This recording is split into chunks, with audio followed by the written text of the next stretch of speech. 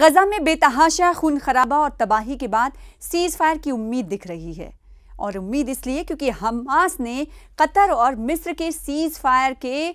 تجویز پر سہمتی جتا دی ہے، رضامندی جتائی ہے۔ حماس نے یہ فیصلہ پیر کو یعنی 18 اگست کو لیا، جس سے غزہ میں جنگ رکنے کی امکانات اب بڑھ گئے ہیں۔ حماس نے جنگ بندی کی تجویز قبول کر لی ہے۔ حماس نے کہا ہے کہ اس نے نئے منصوبے کو بغیر کسی ترمیم کے قبول کر لیا ہے۔ تو آپ اندازہ لگا سکتے ہیں کہ یہ فلسطینیوں اور غزہ کے لوگوں کے لیے کتنی بڑی خبر ہے، راحت بھری خبر ہے۔ اگر اس پہ عمل کیا جاتا ہے تو اب غزہ سے جو آنے والی تصویریں ہیں وہ کہیں نہ کہیں اب نہیں آئیں گی، ایسا شروعاتی دور میں تو مانا جا سکتا ہے، کیونکہ حماس نے غزہ میں جنگ کو ختم کرنے اور اسرائیلی یرغمالیوں کو رہا کرنے والی نئی سیز فائر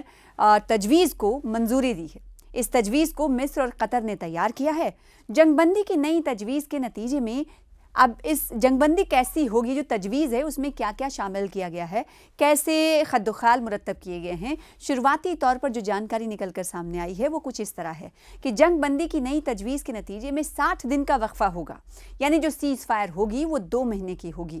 60 دنوں تک سیز فائر کے حوالے سے تجویز کو حماس کی طرف سے ہری جھنڈی دکھائی گئی ہے۔ اس وقفے کے دوران یعنی اس 2 مہینے کے انترال کے دوران کم از کم 10 زندہ اسرائیلی یرغمالیوں کو رہا کیا جائے گا، اور جن کے ساتھ متعدد لاشیں ہوں گی جو یرغمال کی گئی ہوں گی۔ یہ معاہدہ ہوگا، یعنی 60 دنوں کے اندر 10 یرغمالیوں کو حماس کے قبضے سے رہا کیا جائے گا، اس تجویز میں شامل کیا گیا ہے۔ اور جو حماس کے قبضے میں جو لاشیں ہیں اسرائیلیوں کی، حالانکہ ان کے تعداد کے حوالے سے ابھی نہیں کہا گیا ہے کہ جب یہ پیش رفت چل رہی ہوگی تب 10 زندہ اسرائیلی یرغمالیوں کو رہا کرے گا حماس، تو وہیں ساتھ ہی ساتھ کئی متعدد لاشیں یرغمالیوں کی ہوں گی جو دی جائیں گی انہی کے ساتھ۔ ذرائع نے یہ بھی بتایا ہے کہ جو باقی قیدی ہوں گے ان کے حوالے سے کیا کچھ فیصلہ کیا جانا ہے، حماس نے تجویز میں کیا کہا ہے۔ تو ذرائع یہ کہہ رہے ہیں کہ باقی قیدیوں کو دوسرے مرحلے میں رہا کیا جائے گا، یعنی دوسرا چرڑ ہوگا جس میں باقی قیدی یرغمالی جو رہا کیے جائیں گے حماس کے قبضے سے، وہ پیش رفت جاری رہے گی دوسرے مرحلے کے تحت، اور اس کے فوراً بعد بڑے معاہدے کے لیے مذاکرات شروع ہوں گے۔ یہیں پر یہ تمام چیزیں نہیں رکیں گی، بڑا معاہدہ ہوگا کرنے کے لیے مذاکرات یعنی بات چیت شروع ہوگی تاکہ تنازع کا مستقل خاتمہ ممکن ہو سکے۔ دیکھیے شروعات ہو رہی ہے، شروعات اچھی ہو رہی ہے، خون خرابہ نہیں ہوگا، کیونکہ حماس کی طرف سے اس حوالے سے تجویز کو منظوری دینا بڑی بات ہے، اور بڑی بات اس لیے اب دیکھنا یہ ہوگا کہ اس پر عمل کرتے ہوئے، کیونکہ جب مذاکرات کے میز تک دونوں ممالک پہنچیں گے ثالثی کے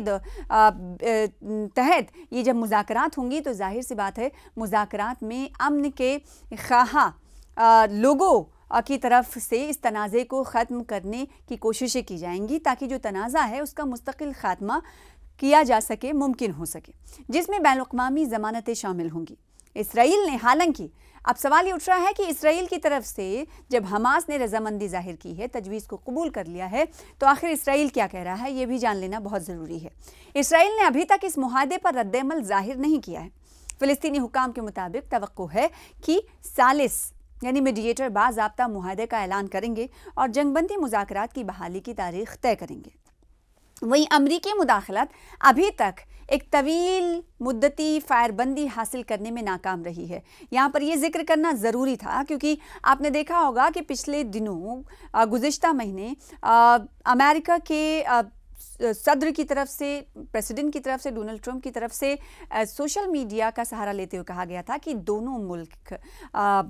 جس میں اسرائیل اور ساتھ ہی ساتھ فلسطین کا حماس، دونوں جنگ بندی کے معاہدے کے حوالے سے رضامند نظر آ رہے ہیں۔ یہ کہنا تھا ڈونلڈ ٹرمپ کا، جس پر اسرائیل کی طرف سے حامی جتائی گئی تھی۔ تو وہیں حماس کی طرف سے 2 ٹوک انداز میں کہا گیا تھا کہ پہلے ہم اس تجویز کو پڑھیں گے، پھر اس کے بعد ہم بتائیں گے کہ ہم نے اس تجویز کو قبول کی یا نہیں کی، یعنی سیز فائر معاہدے کی۔ انہوں نے کہا تھا کہ ابھی تک حماس کی طرف سے کہا گیا تھا کہ وہ آنے والے وقت میں بتائیں گے اور ہماری شرطوں پر ہم اس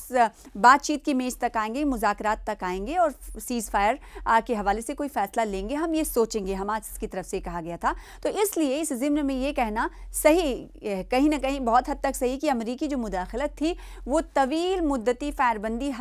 معاہدے کو حاصل کرنے میں ناکام رہی۔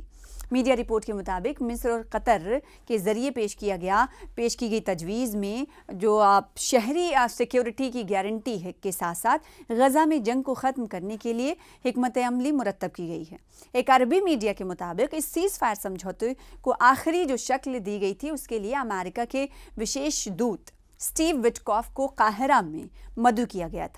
کیا جائے گا، اور اس سمجھوتے کو لے کر قطر کے وزیر خارجہ شیخ محمد بن عبد الرحمن الثانی نے بیتے پیر کو قاہرہ میں مصر کے صدر سے عبد الفتاح السیسی سے ملاقات کی تھی۔ اس دوران غزہ میں سیز فائر کے جو پریاس ہو رہے ہیں، کوششیں ہو رہی ہیں، اور ساتھ ہی ساتھ یرغمالیوں کی عدلہ بدلی پر بات چیت ہوئی تھی۔ ساتھ ہی ساتھ اس بات کی تصدیق قطر کے وزارت خارجہ کی طرف سے کی گئی۔ غورطلب ہے کہ اسرائیل پچھلے